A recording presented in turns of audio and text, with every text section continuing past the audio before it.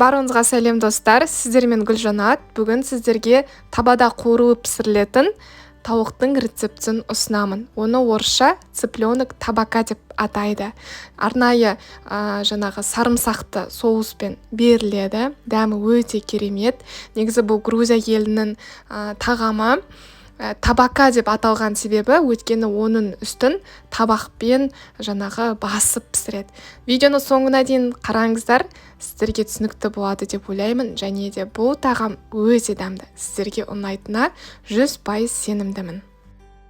Бізге қажет ең басты ингредиент бұл балапанның бройлері.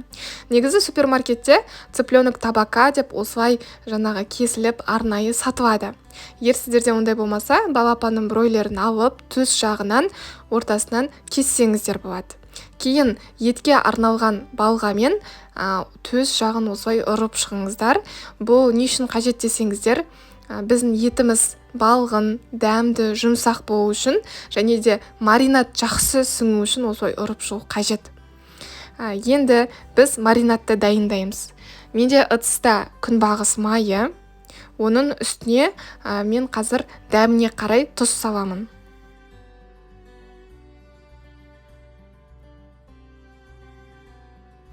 Бұрыш саламын.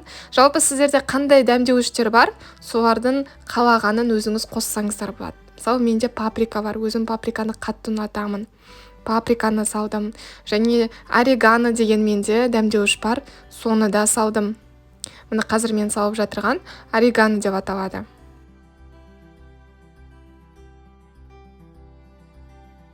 Одан соң құрғатылған базиликті салдым. Тағы да жақсылап араластырамыз. Егер сіздерде ешқандай да дәмдеуіш болмаса, жай ғана тұзбен бұрыштан да жасауға болады. Олай да өте дәмді болып шығады. Және де ең басты нәрсе, бізге сарымсақ керек. Менде құрғатылған сарымсақ. Егер сіздерде құрғатылған сарымсақ болмаса, сарымсақтың 1-2-сін пресстен өткізіп, немесе үкіштен өткізіп салсаңыздар болады. Жақсылап араластырамыз. Енді осы тауыққа маринадты жағып шығамыз.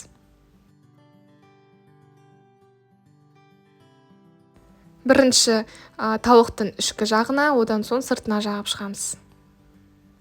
Айтпақшы, каналға тіркелуді ұмытпаңыздар. Сондай-ақ мен жоғарыға өзімнің Instagram парақшамда да жазып қойдым. Каналға тіркелген соң қоңыраушаны басыңыздар. Сол кезде менің әрбір шыққан видеомды жіберіп алмайтын боласыздар.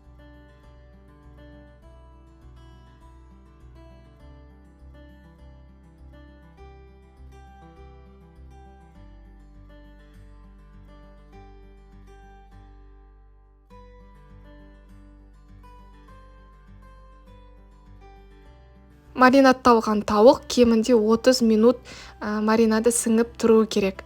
Мен шамамен 2 сағатқа қойып қойдым. Ал енді табаны қыздырып қоямыз. Оған сары май саламыз. Шамамен 2-3 ас қасықтай сары май саламыз.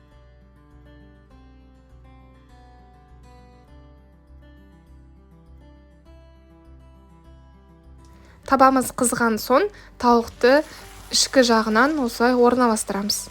Енді оның үстіне жаңағы тәрелке немесе осындай бір табақ қоюыңыз керек. Міндетті түрде оның үстіне ауыр зат қоямыз. Мысалы, мен шәйнекке су толтырып, осылай үстіне ауыр қылып басып тұратындай қойып қойдым. Сіздер кастрюльге су құйып, үстіне қойсаңыздар болады. Міндетті түрде үстінде ауыр зат тұру керек. Шамамен 20 минуттай ұстадым орташа отта. Енді тәрелкені алып, астыңғы жағын қараймыз. Жақсы болып қызаруы керек. Егер жақсы қызарса, онда екінші жағына аударып, тағы да үстін солай табақпен жауып, ауыр зат қойып қоямыз. Екі жағы шамамен 20-25 минуттай піседі. Менің табағым антипригарный, еш нәрсе жабыспайды. Егер сіздерде ондай таба болмаса, арасында кішкене су құйсаңыздар болады. Өйткені қатты жабысып қалуы да мүмкін. Енді екінші жағын пісіреміз, дәл солай табақты бетіне жабамыз, және де өте ауыр зат қою керек. Ауыр зат қойылған кезде біздің жаңағы тауық еті өте балғын, жұмсақ болып, жақсы болып піседі. Мінекей, қараңыздар, әп-әдемі болып шықты. Мен тауықтың төс етінен ақ тауық толықтай піскенін көріп тұрмын. Енді екінші жағын аударамыз, оттың астын ең жай отқа қоямыз. Егер сіздерде жаңағы асты кішкене жапсыңқырап жатса, су құюға болады. Қақпағын жауып, шамамен енді тағы да 10-15 минуттай бұқтырамыз. Біздің қуырылған тауық дайын, осылай піседі. Тауықтың қасына әртүрлі гарнир дайындап берсеңіздер болады. Күріш, қуырылған картоп жақсы үйлеседі. Сондай-ақ соусты да қосуды ұмытпаңыз. Егер сіздерге осындай тартар соусын рецепті қажет болса, комментарийге жазып кетіңіздер. Бұл сарымсақпен жасалатын өте дәмді соус. Әсіресе тауық етімен керемет болып шығады. Тауық еті сонда жұмсақ болып шықты. Жаңағы тіпті соусты алған кезде қазір сіздерге көрінеді, үзілейін деп тұр ортасынан. Және де иісі де керемет. Қазір бірге дәмін көреміз. Қараңыздар, тауық еті қалай әдемі болып үзіліп жатыр. Еті 100% піседі, жұмсақ болып шығады. Міндетті түрде жасап көріңіздер. Сіздерге ұнайды деген ойдамын. Сіздермен болған Гүлжанат. Видеоны соңына дейін қарағандарыңызға рахмет. Каналға тіркеліп, видеоға лайк басып, комментарий жазып қойыңыздар. Және де менің Instagram парақшама тіркелуді ұмытпаңыздар. Келесі кездескенше қош сау болыңыздар.